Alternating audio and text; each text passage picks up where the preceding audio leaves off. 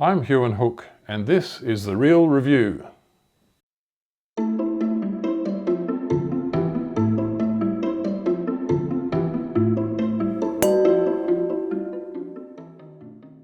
wine we're tasting today is Atze's Corner, the Mob Montepulciano 2017.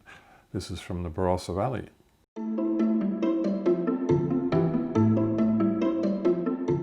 Why do they call it Atze's Corner? Well, there is a road that goes from Nuriotpa down into towards Anguston and joins Research Road, which is the road on which Atze's Corner Winery is located.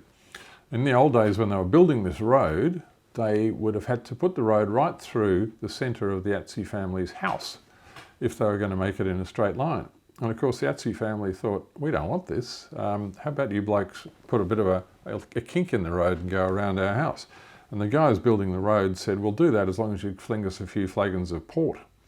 So they bought them off with a few flagons of port, and the road now goes around the house, and that's called Atze's Corner. So the Atze family married into the Koleski family. This is Andy Koleski and his parents who produce this wine. They have access to some very, very old vines in the Barossa, and they make some gorgeously sumptuous old vine reds, especially Shirazes from these vineyards, and they're under single vineyard names. One of them is called Eddie's Old Vines, Boehm's Vineyard. There are a few of them. But this one is not Shiraz, this is Montepulciano, which is very much a new thing in the Barossa Valley. The story behind this wine, you'll notice that it's called the Mob. They've all got a little brand name on them. This is called the Mob. Why the Mob? Well, they planted this vineyard to Montepulciano, and there was a hole in the fence, and a mob of sheep got through the hole in the fence and virtually killed these young vines by eating all the new growth.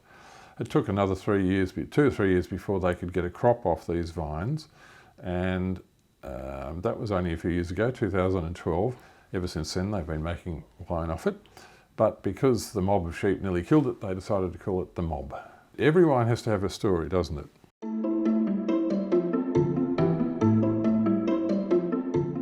So what does this wine taste like? It's a Montepulciano, which is of course from the eastern side of Italy.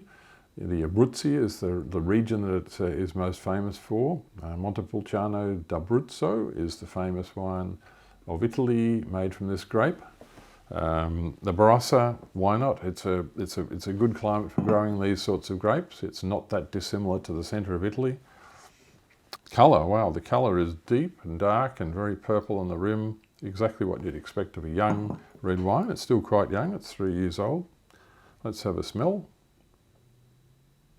And the first thing that hits me about this wine is that it's quite reductive. It's got a little bit of sulphide to it. I think that what this wine needs is a decanting and aeration. So I would double decant this wine. In other words, pour it into a carafe and then back into a bottle and then probably back into the carafe and leave it for a while, and that will go away, that character. Because underneath it there is a very, very good wine. Let's try it on the palate.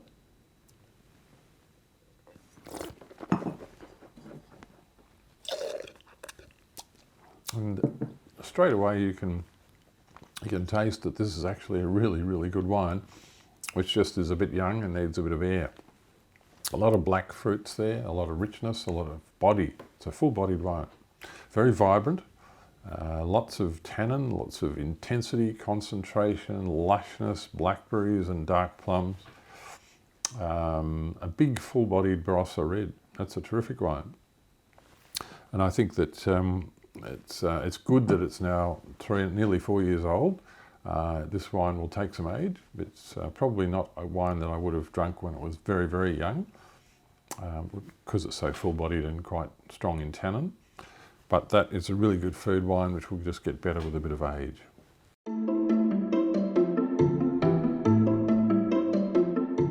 So how did we rate this wine? We scored at 94. Very high score indeed.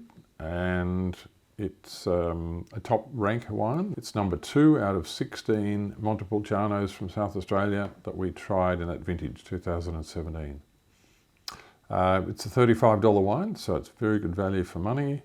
We'd say drink it now and for another 7 or 8 years, and it will be very, very good indeed. And I would just say decant it first and Please enjoy.